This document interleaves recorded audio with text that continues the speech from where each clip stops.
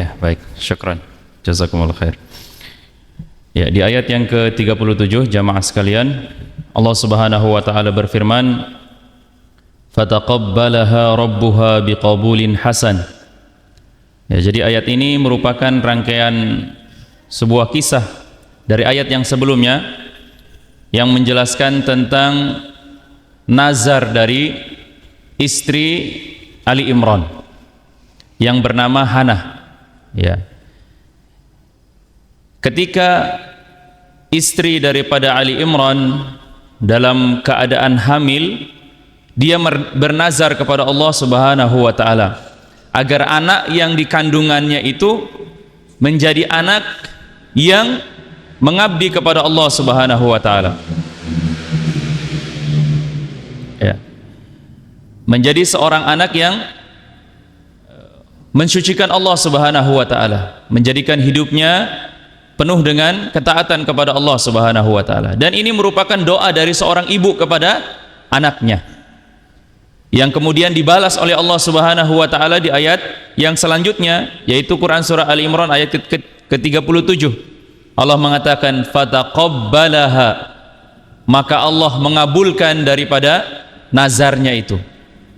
Allah menjadikan anaknya yang lahir menjadi seorang yang mengabdi kepada Allah Subhanahu wa taala, yaitu Maryam. Allah Subhanahu wa taala menjadikan Maryam seorang perempuan yang taat kepada Allah Subhanahu wa taala, yang beribadah kepada Allah Subhanahu wa taala. Bahkan Maryam memiliki tempat khusus disediakan di Masjidil Aqsa, karena mereka ini, keluarga Ali Imran ini hidup di Palestina. Mereka hidup di Palestina. Dia memiliki satu tempat yang namanya mihrab. Mihrab itu satu ruangan yang dijadikan tempat khusus untuk beribadah. Itu namanya mihrab. Kalau orang sekarang bilang mihrab itu ini tempatnya imam. Mihrab. Tapi makna yang sebenarnya mihrab itu adalah tempat yang digunakan, yang dikhususkan untuk beribadah. Maka misalnya kalau kita punya rumah, seindah apapun rumah kita, kalau tidak menyediakan satu tempat khusus untuk berkomunikasi dengan Allah Subhanahu wa taala, rumah itu kurang indah. Setidak-tidaknya di rumah kita itu ada satu tempat yang kita gunakan, yang kita sucikan, yang kita gunakan untuk berkomunikasi dengan Allah Subhanahu wa taala, berdoa, salat, baca Al-Qur'an di sana. Makanya kata Rasulullah sallallahu alaihi wasallam, rumah yang tidak pernah dibacakan Al-Qur'an di dalamnya atau tidak dipakai untuk salat, maksudnya salat di sini adalah salat sunnah, bukan salat wajib, maka selayaknya rumah itu seperti kuburan. Makanya kata Rasulullah, jangan engkau jadikan rumahmu itu seperti kuburan, dan jangan engkau jadikan kuburan itu seperti masjid. Apa maksudnya? Jangan engkau jadikan rumahmu hanya untuk tempat tidur, makan dan buang air saja. Tapi kita harus punya tempat yang khusus, yang bersih, yang tidak boleh ada sesuatu yang najis di sana, atau setidaknya kita gunakan untuk sholat sunnah di sana, sholat tahajud, sholat duha. Karena sebaik-baiknya sholat sunnah itu yang dikerjakan di rumah. Nah, itu dia. Jadi Maryam ini mempunyai tempat khusus yang disebut dengan mihrab, yang dijadikan oleh Maryam tempat beribadah. Jadi dia menghabiskan hidupnya untuk beribadah kepada Allah Subhanahu wa taala, sebagai bentuk doa yang dikabulkan oleh Allah Subhanahu wa taala dari doa seorang ibu. Maka ini hebatnya seorang ibu itu. Pekan lalu saya pernah ucapkan, seorang wanita itu merupakan makhluk yang istimewa, yang sangat istimewa. Kenapa? Karena ketika dia dilahirkan ke muka bumi, anak perempuan itu ketika dia dididik, diberikan makanan yang halal, dididik dengan ilmu agama, ketika dia meninggal dunia dalam keadaan seperti itu, maka anak perempuan ini akan menjadi penolong bagi orang tuanya. Kalau sekiranya si perempuan ini menikah, kemudian dia memiliki anak, dan pasti dia menjadi seorang ibu, ya kan? Maka Allah memberikan satu keistimewaan. Allah Subhanahu wa taala memberikan karomah pada lisannya. Ketika dia berdoa untuk anaknya, maka Allah Subhanahu wa taala akan mengabulkannya. Dan ini terjadi kepada istri Maryam yang bernazar kepada Allah Subhanahu wa taala, yang berdoa kepada Allah Subhanahu wa taala agar menjadikan anak yang ada di dalam rahimnya itu lahir dan menjadi seseorang yang taat beribadah kepada Allah Subhanahu wa taala.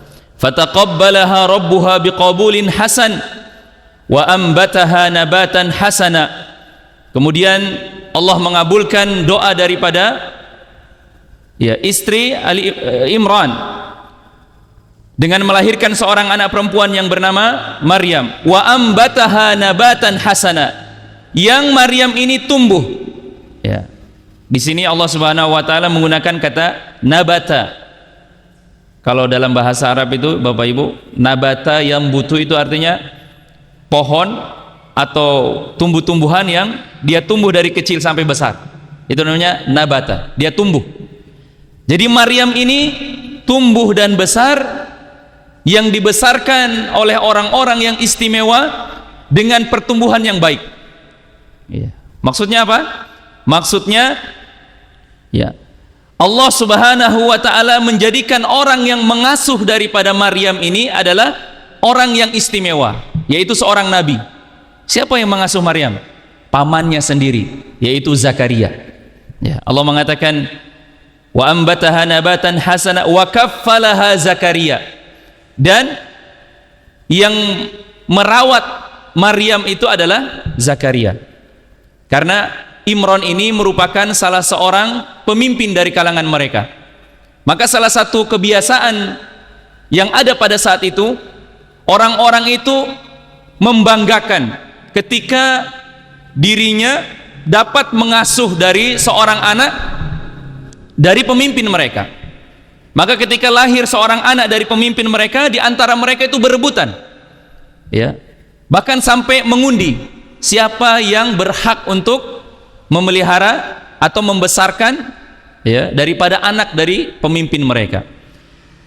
Disebutkan di sini dari Abu Qatadah, ia mengatakan bahwa Maryam merupakan anak dari pemimpin mereka. Jadi Imran adalah pemimpin dari kaumnya itu. Kemudian sehingga pemuka-pemuka agama yang ada pada mereka itu menginginkan untuk memelihara daripada Maryam. Maksudnya menjaga, memberi dia makan, pokoknya melayani daripada anak pemimpinnya. Kemudian mereka pun mengundi dengan anak panah,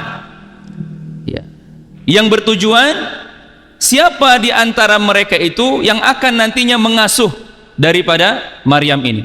Kemudian Allah Subhanahu wa taala menakdirkan Zakaria sebagai pengasuhnya. Dan antara Zakaria dengan Maryam ini adalah merupakan dua orang yang memiliki keterkaitan. Karena Zakaria adalah saudara kandung daripada ibu dari Maryam itu sendiri. Jadi antara keponakan, om dengan keponakannya dia. Dan ini juga menjadi pelajaran bagi kita semua, Bapak Ibu sekalian, ketika ada di antara kita, apalagi di zaman sekarang ini, ada tren yang sering dijadikan oleh kalangan kaum muslimin untuk memelihara atau membesarkan seorang anak yang bukan dari golongan nasabnya. Maka di sini banyak terjadi kekeliruan, banyak terjadi kekeliruan ketika ada seorang anak, ada seorang tua yang mengambil seorang anak yang bukan dari jalur keturunannya. Apabila dia anak perempuan yang dia jaga, maka anak perempuan ini tidak menjadi mahram bagi suaminya. Ketika dia besar, maka anak itu, karena memang dia bukan bapaknya, tidak ada unsur terkaitan pertalian darah. Kalau misalnya dia laki-laki, maka dia berbahaya bagi istrinya. Caranya bagaimana ketika kita ingin membesarkan seorang anak yang bukan dari anak keturunan kita? Maka ambil dari keluarga kita sendiri.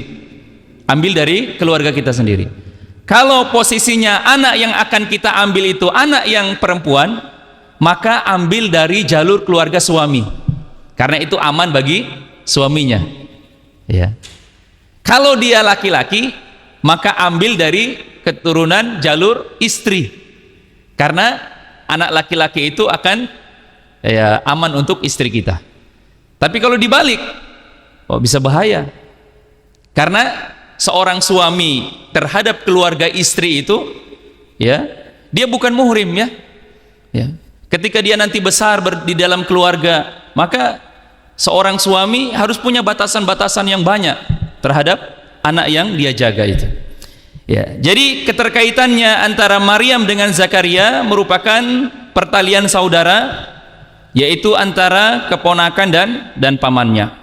Maka Zakaria pun memelihara atau menjaga daripada Maryam sampai dia berusia usia dewasa. Yang disebutkan oleh Allah Subhanahu wa taala di dalam ayat ini, yang ketika Zakaria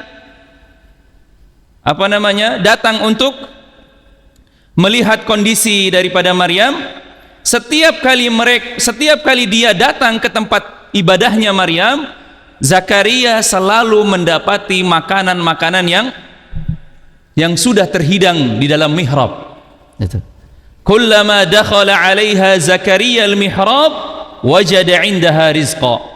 Dan ketika Zakaria itu, ya, masuk untuk menemui Maryam di mihrabnya, ia mendapati makanan di sisi daripada Maryam. Qala ya Maryam, anna laki hadza? Kata Zakaria, wahai Maryam, apakah ini makananmu? Qalat, ya, dari mana engkau mendapatkan makanan ini? Kata Zakaria. Qalat huwa min indillah. Makanan yang engkau lihat ini adalah makanan yang datang dari Allah Subhanahu wa taala. Dan ini diantara mukjizat, ya, kejadian yang luar biasa, karamah yang diberikan oleh Allah Subhanahu wa taala kepada Maryam, karena Allah Subhanahu wa taala yang menurunkan langsung makanan, Allah Subhanahu wa taala yang menurunkan makanan itu dari surga, ya. Ketika Zakaria melihat makanan-makanan yang tersedia di situ, sampai dia bertanya, dari mana makanan ini? Karena dia merasa heran, kenapa ada makanan-makanan yang disediakan di situ yang tidak seperti biasanya. Disebutkan dalam tafsir Ibnu Katsir bahwa makanan yang ada di sisi Maryam itu tidak sesuai dengan zamannya pada saat itu, karena di situ ada makanan-makanan atau buah-buahan yang terhidang dari makanan-makanan musim dingin, padahal pada saat itu musim panas. Dan ketika dilihat dalam kondisi musim dingin, ada makanan-makanan di mana, ya, yang tidak ada pada masa itu, ya. Makanya Nabi Zakaria sampai keheranan, yang bertanya-tanya kepada Maryam, dari mana makanan ini? Ya. Sehingga Maryam mengatakan kepada Zakaria bahwa makanan ini adalah datang dari Allah Subhanahu wa taala. Seketika itu Nabi Zakaria, ya, takjub dan, ya, berdoa kepada Allah Subhanahu wa taala. Kata Allah Subhanahu wa taala di dalam ayat yang ke-38, ya, seketika itu Nabi Zakaria berdoa kepada Allah Subhanahu wa taala ketika melihat karamah yang ada di depan matanya itu, ya, kehebatan Allah Subhanahu wa taala yang menurunkan makanan, yang memberikan makanan kepada Maryam. Kata Allah Subhanahu wa taala, hunalika da'a Zakaria rabbah. Maka di sanalah Zakaria berdoa kepada Allah Subhanahu wa taala, qala rabbi habli min ladunka dzurriyyatan thayyibah. Ya Allah, ya Tuhanku, berikan kepada aku, ya, seorang anak yang baik. Innaka sami'ud du'a, dan sesungguhnya engkau maha mendengar daripada doa, ya. Di sini Nabi Zakaria takjub melihat, ya, keadaan Maryam, di mana Allah Subhanahu wa taala dapat memberikan rizki kepada siapa saja yang dia kehendaki, jemaah sekalian, ya. Bayangkan Allah Subhanahu wa taala memberikan rizki kepada seseorang tanpa orang itu harus berusaha. Ya. Dan di sini kita dapat mengambil pelajaran yang sangat berharga, bahwasanya orang-orang yang bertakwa itu jamaah sekalian, rezekinya akan dijamin oleh Allah Subhanahu wa taala. Ya. Dari sini kita bisa mengambil pelajaran bahwasanya rezeki yang Allah Subhanahu wa taala berikan kepada kita ini tidak selamanya harus dengan berikhtiar. Karena ada di antara rezeki yang diturunkan kepada seorang hamba itu tanpa dia harus berikhtiar, Allah Subhanahu wa taala memberikan rezeki itu. Ya. Rezeki itu datang karena ketakwaan dari seorang hamba kepada Allah Subhanahu wa taala. Salah satu contohnya adalah Maryam. Allah Subhanahu wa taala memberikan hidangan yang istimewa kepada dia. Apakah dia harus keluar rumah kemudian mencari makanan, mencari buah-buahan? Tidak. Tapi Allah Subhanahu wa taala yang memberikan hidangan itu. Ya. Dan tentunya ya, Allah Subhanahu wa taala juga membuka pintu-pintu rezeki dengan cara berikhtiar. Ya, dengan cara berikhtiar, dia bekerja dan lain sebagainya, ya kan? Salah satu contohnya adalah ketika Allah Subhanahu wa taala memberikan rezeki kepada Nabi Ismail. Ya. Allah Subhanahu wa taala memberikan air yang sangat banyak kepada Hajar dan juga kepada Ismail. Ya. Ketika Hajar berlarian dari Sofa ke Marwa, dari Marwa ke Sofa, 7 kali itu jamaah sekalian. Dia berlari-lari. Ya, dari Sofa ke Marwa putar 7 kali. Tapi ternyata rezeki yang dia cari tidak ada di Sofa dan di Marwa. Tapi di mana? Di bawah telapak kakinya Nabi Ismail alaihi salatu wassalam. Jadi terkadang rezeki itu datang atau didatangkan oleh Allah Subhanahu wa taala itu tanpa harus bersusah payah. Tapi di sisi lain ada juga rezeki yang seseorang itu harus berikhtiar dulu. Meskipun ikhtiarnya itu ya hanya dalam bentuk usaha manusia yang keridhoannya itu akan datang dari Allah Subhanahu wa taala, seperti kisahnya Nabi Ismail dan ibunya Hajar. Ya. Jadi jemaah sekalian, jangan khawatir ketika kita taat kepada Allah Subhanahu wa taala, kita menjalankan salat, ya, kita menjalankan ibadah kepada Allah. Kemudian ada di antara orang yang berpikir kalau banyak salat nanti rezekinya tidak datang. Ini pemikiran yang sangat menyesatkan. Ada orang yang buka toko misalnya sampai 24 jam. Ya, dia takut kalau pelanggannya lari. Waktu salat dia tidak mau istirahat misalnya untuk salat. Ya. Padahal rezeki itu datang kepada kita karena ketakwaan kita kepada Allah Subhanahu wa taala, bukan berdasarkan kecerdasan kita, bukan berdasarkan panjangnya waktu yang kita gunakan untuk mencari rezeki, bukan jemaah sekalian. Ya. Rezeki itu datang kepada kita karena kehendak Allah Subhanahu wa taala. Allah dapat membagikan rezeki itu kepada siapa saja yang dia kehendaki. Mau dengan cara berkeringat atau dengan tidak berkeringat. Ya, coba bayangkan di antara teman-teman kita jemaah sekalian. Ada di antara teman-teman kita yang mendapatkan rezeki dia harus berkeringat dulu. Ya harus bekerja, harus begini. Ada juga di antara teman-teman kita yang kita lihat dia mendapatkan rezeki mungkin jauh lebih banyak daripada kita dan dia tidak harus berkeringat. Hanya angkat-angkat telepon saja dia dapat uang. Ya. Inilah ya daripada kemuliaan yang Allah berikan kepada siapa yang dikehendaki oleh Allah Subhanahu wa taala. Dan juga ini merupakan salah satu ujian. Ya. Jadi ketika kita melihat kenikmatan pada orang lain, ya, kita melihat bahwa ini yang diberikan oleh Allah adalah ujian. Ya. Harta yang kita miliki adalah ujian dari Allah Subhanahu wa taala. Maka tidak ada alasan bagi kita untuk iri kepada orang lain. Ya. Tidak ada alasan bagi kita untuk dengki kepada rezeki orang lain. Karena yang membagi-bagikan rezeki itu adalah Allah Subhanahu wa taala. Allah mampu memberikan rezeki kepada siapa saja yang dia kehendaki. Ya. Seperti itu jemaah sekalian. Ya. Hunalika da'a Zakaria rabbah qala rabbi habli min ladunka dzurriyyatan thayyibah innaka sami'ud du'a. Maka dalam kondisi seperti itu Nabi Zakaria berdoa kepada Allah Subhanahu wa taala agar diberikan kepada dia anak. Jamaah sekalian, kenapa permintaannya Nabi Zakaria untuk mendapatkan anak? Ya, tidak mendapatkan yang lain gitu. Ya, jawabannya adalah karena Nabi Zakaria memang posisinya tidak memiliki keturunan pada saat itu. Dan usianya bukan usia yang muda lagi. Disebutkan di dalam tafsir bahwa usia Nabi Zakaria pada saat itu sudah di atas 85 tahun. Bayangkan 85 tahun belum punya keturunan. Ya, Nabi Zakaria, dan posisinya pada saat itu ya, istrinya bukan seorang yang subur.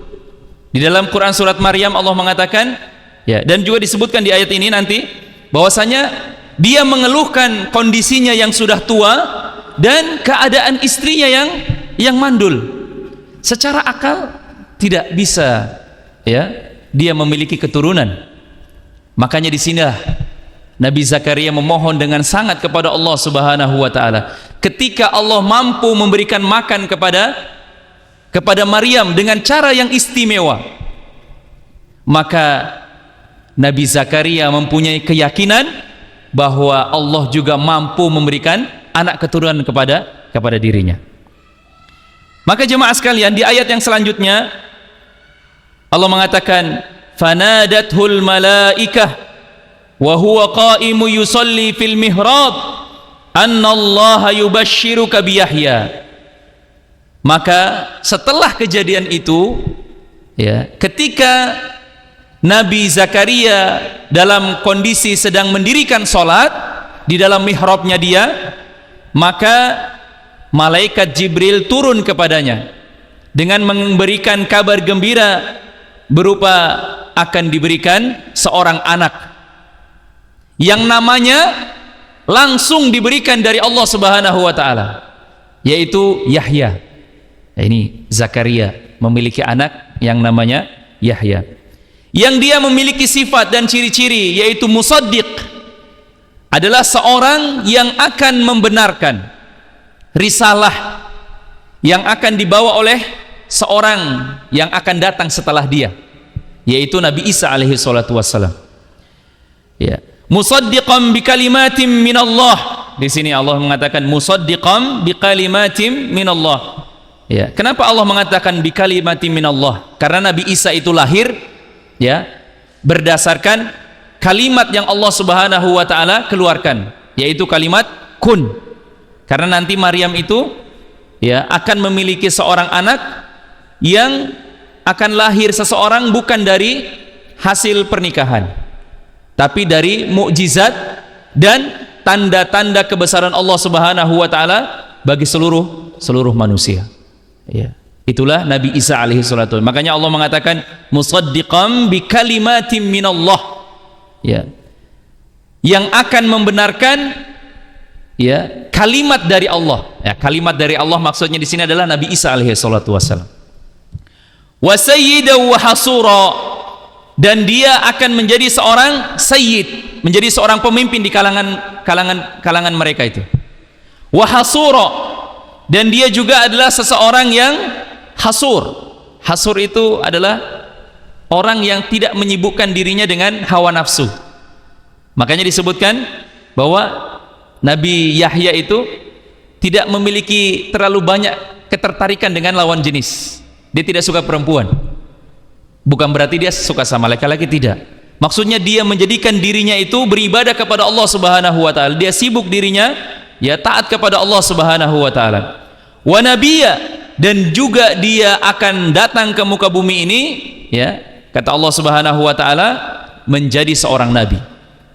Dan dia termasuk minas sholihin, dan dia termasuk di antara orang-orang yang saleh. Nah, inilah kabar gembira yang dibawa oleh malaikat Jibril dari Allah Subhanahu wa taala kepada Nabi Zakaria. Ya. Selama 80 tahun dia menunggu seorang anak yang dia tidak pernah lelah dia berdoa kepada Allah Subhanahu wa taala. Di dalam Quran surah Maryam ya, Allah Subhanahu wa taala menyebutkan tentang ya doa-doa yang disampaikan oleh Nabi Zakaria alaihi salatu wassalam, bahwasanya dia tidak pernah putus asa berdoa kepada Allah Subhanahu wa taala. untuk meminta rahmat, ya, untuk meminta daripada keturunan kepada Allah Subhanahu wa taala. Jemaah sekalian, salah satu hikmah yang dapat kita petik dari ayat ini bahwa di antara manusia janganlah putus asa terhadap rahmat Allah Subhanahu wa taala. Karena Allah Subhanahu wa taala mampu memberikan kepada kita segala sesuatu, ya, yang mungkin di luar daripada kemampuan manusia untuk berpikir. Ya. Tugas manusia hanyalah memohon, meminta kepada Allah Subhanahu wa taala, berserah diri kepada Allah Subhanahu wa taala. Karena apa yang kita lakukan di dunia ini, ya, merupakan dicatat sebagai kebaikan oleh Allah Subhanahu wa taala. Ya, permohonan kita, ibadah kita, permintaan kita kepada Allah Subhanahu wa taala, ya, jangan pernah kita putus asa terhadap rahmat Allah Subhanahu wa taala. Kemudian di ayat yang ke-40 Allah mengatakan, qala rabbi anna yakunu li ghulam wa qad balaghani al-kibar wa imraati aqir. Kemudian Allah mengatakan, Zakaria berkata, Rabbi anna yakunu li ghulam, wahai Rabbku, wahai Tuhanku, bagaimana aku bisa mendapatkan seorang anak? Ya, maksudnya perasaannya dia pada saat itu tuh gembira dan khawatir. Ya, bukan berarti dia tidak percaya, jamaah sekalian. Dia percaya bahwasanya Allah Subhanahu wa taala akan memberikan anak kepada dia. Tapi kabar gembira itu yang diberikan oleh Allah Subhanahu wa taala, ya, kabarnya sangat membuat kondisinya dia itu sangat kaget begitu. Karena kondisi di mana dia mengeluhkan dirinya yang sudah lemah. Ya, di sini Allah Subhanahu wa taala mengatakan, ya, wa qad balaghani al-kibar. Ya. Bahwasanya saya, kata Zakaria, sudah sangat tua. Wa imraati aqir, dan istri saya adalah seorang yang mandul. Apa kata Allah Subhanahu wa taala? Allah hanya mengatakan, qala kadzalika Allahu yaf'alu ma yasha. Allah mengatakan, demikianlah Allah berbuat apa yang Dia kehendakinya. Nah, ini Allah Subhanahu wa taala, ya, menyebutkan kepada Nabi Zakaria tentang, ya, kemuliaan Allah Subhanahu wa taala, yang terkadang manusia itu lupa bahwasanya Allah Subhanahu wa taala itu mampu berbuat, ya, sesuka hatinya Dia. Ya. Allah itu mampu melakukan segala sesuatu di luar daripada kemampuan manusia untuk berpikir. Ya. Kadang-kadang orang itu lebih percaya kepada temannya, lebih percaya kepada atasannya, lebih percaya kepada saudaranya ketimbang percaya kepada Allah Subhanahu wa taala. Ya. Apa buktinya? Buktinya ketika seseorang mendapatkan satu masalah, dia tidak datang kepada Allah untuk yang pertama, tapi datang kepada Allah setelah sekian kali dia datang kepada manusia. Ya. Dia berkeluh kesah kepada manusia, padahal manusia ini juga punya masalah yang jauh lebih besar daripada dia. Setelah dia bosan bercerita kepada manusia karena hajatnya tidak bisa terpenuhi, baru dia datang kepada Allah Subhanahu wa taala. Seolah-olah Allah ini tidak mampu menyelesaikan masalah dia. Nah, ini kadang-kadang kita seperti itu, jemaah. Padahal Allah yaf'alu ma yasha. Allah itu mampu melakukan apa saja. Ya. Makanya jemaah sekalian, ketika kita memiliki masalah, memintalah pertolongan kepada Allah Subhanahu wa taala. Jangan meminta pertolongan kepada manusia. Adapun ketika manusia menjadi perantara menolong di antara kita, ya, itu adalah pertolongan dari Allah Subhanahu wa taala. Ya, seperti itu jemaah sekalian. Dan lebih celaka lagi ketika ada di antara manusia, ya, yang datang kepada dukun. Nah, ini sangat bahaya, menyesatkan manusia. Ya, disebutkan di dalam tafsir Al-Munawwar bahwasanya Zakaria bertanya untuk memastikan kabar itu. Ya, bukan ragu, ya. Jadi Zakaria mengatakan kepada Allah Subhanahu wa taala, ini bukan keraguan, tapi untuk memastikan kabar yang dia dapat. Dia mengatakan, ya Allah, bagaimana aku bisa mendapatkan seorang anak sedangkan umurku telah tua renta, sedangkan istriku adalah orang yang mandul. Maka Allah menjawab, penciptaan yang tidak lazim seperti itulah Allah melakukan sesuai kehendaknya Dia. Disebutkan oleh Syekh As-Sinqiti, ya, beliau mengatakan Allah Subhanahu wa taala tidak menjelaskan di dalam ayat ini, ya, keadaan atau keadaan Nabi Zakaria, atau menceritakan kondisi Nabi Zakaria tuanya itu seperti apa. Hanya saja Allah Subhanahu wa taala menjelaskan di dalam Quran surat Maryam, Allah mengatakan wa qad balagtu minal kibari itiya, dan makna itiya kata beliau adalah tulang dan persendian yang telah mengering. Ya, sudah tua sekali. Ya, bayangkan kalau sudah 80 tahun, 90 tahun, ya sudah tua sekali. Makanya di sini Nabi Zakaria bertanya dengan kesungguhan, apakah saya bisa mendapatkan anak sedangkan saya ini adalah orang yang sudah tua renta? Ya, maka Allah Subhanahu wa taala menjawab dengan, ya, qala kadzalika Allahu yaf'alu ma yasha. Ya. Kemudian Allah Subhanahu wa taala di dalam ayat yang ke-41 Allah mengatakan qala rabbi ij'al li ayah. Nabi Zakaria berkata, ya Allah, berikanlah aku satu tanda agar hati ini bisa menjadi tenang ketika istriku telah mengandung. Kata Nabi Zakaria, qala ayatuka alla tukalliman nas. Tandanya adalah ketika engkau tiba-tiba tidak bisa berbicara dengan manusia selama 3 hari. Jadi dia tidak bisa bicara, illa ramza, kecuali hanya sekedar isyarat-isyarat saja. Itu menunjukkan bahwa mulai sejak itu istrimu sudah hamil. Wadhkur rabbaka katsira wasabbih bil 'ashyi wal ibkar. Maka kata Allah, sebutlah nama Tuhanmu sebanyak-banyaknya serta bertasbihlah di waktu pagi dan di waktu petang. Ya. Di sini jemaah sekalian, Allah Subhanahu wa taala memberikan, ya, isyarat kepada kita semua bahwasanya ketika Allah Subhanahu wa taala sudah banyak memberikan nikmat kepada kita, hendaklah kita banyak-banyak juga mengingat Allah Subhanahu wa taala. Ya, Allah Subhanahu wa taala sudah begitu banyak memberikan kepada kita nikmat sehat, nikmat waktu luang, nikmat mendapat keturunan, ya, nikmat mendapatkan anak-anak yang saleh dan salehah. Maka perbanyaklah syukur kepada Allah Subhanahu wa taala agar nikmat yang Allah berikan kepada kita itu menjadi salah satu kenikmatan yang akan dibawa sampai pada, ya, hari akhir nanti. Bukan hanya sekedar nikmat yang hanya indah dipandang oleh mata tapi tidak dirasakan oleh hati. Ya. Kenikmatan yang kita miliki pada hari ini hendaklah menjadikan kita semakin bersyukur kepada Allah Subhanahu wa taala, bukan justru semakin kufur kepada Allah Subhanahu wa taala. Dan Allah mengatakan wasabbih bil 'ashyi wal ibkar, dan banyak-banyaklah bertasbih kepada Allah di waktu pagi dan di waktu petang. Dan ini dalil di antara anjuran bagi kita semua untuk membaca zikir pagi dan petang. Banyak-banyak berzikir kepada Allah di waktu pagi dan di waktu petang. Ya. Banyak di antara doa-doa dari Nabi sallallahu alaihi wasallam yang hendaknya seorang muslim membacanya di waktu pagi dan di waktu petang. Ya. Apa fungsinya? Agar Allah Subhanahu wa taala memberikan, ya, memberikan perlindungan kepada kita. Karena di dalamnya ada doa perlindungan.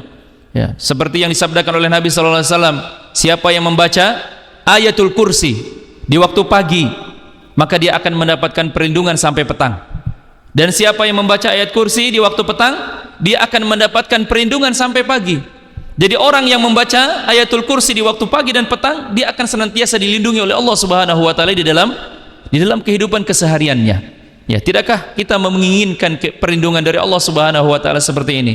Ya, perlindungan dari diri kita dari keburukan, perlindungan daripada, ya, dilindungi dari Allah dilindungi anak-anak kita dari keburukan, ya, istri kita dari keburukan. Ini yang diinginkan oleh kita, ya, perlindungan dari Allah Subhanahu wa taala. Dan jika Allah sudah melindungi, tidak ada lagi yang mampu memberikan keburukan kepada diri kita. Ya. Jemaah sekalian, Ya, salah satu hikmah dari ayat yang sudah kita baca ini bahwasanya Allah Subhanahu wa taala mampu memberikan rizki kepada siapa saja yang Dia kehendaki. Ya. Allah Subhanahu wa taala mampu memberikan keturunan kepada Nabi Zakaria. Padahal Nabi Zakaria adalah orang yang mustahil secara akar memiliki anak. Akan tetapi Allah Subhanahu wa taala yaf'alu ma yasha. Ya.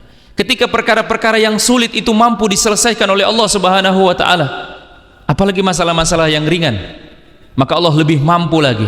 Karena Allah mampu menyelesaikan segala-galanya. Maka ketika ada masalah, hamparkan sejadah kita, ya, kita menangis-nangis di situ. Kita memohon kepada Allah Subhanahu wa taala, ya. Bukan kita memohon kepada pohon, memohon kepada batu, memohon kepada dukun, memohon kepada, ya, orang yang mungkin tidak bisa memberikan manfaat kepada kita.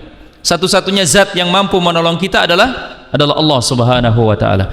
Demikian jemaah sekalian, semoga ini bisa memberikan pelajaran bagi kita, dan semoga Allah Subhanahu wa taala menjadikan diri kita termasuk orang-orang yang selamat, menjadikan anak keturunan kita termasuk anak yang saleh dan salehah, yang menjadi orang-orang yang membela agama Allah Subhanahu wa taala. Kita tutup pertemuan kita dengan membaca doa kafaratul majlis. Subhanakallahumma wa bihamdik, asyhadu an la ilaha illa anta astaghfiruka wa atubu ilaik, wa akhiru da'wana alhamdulillahi rabbil alamin.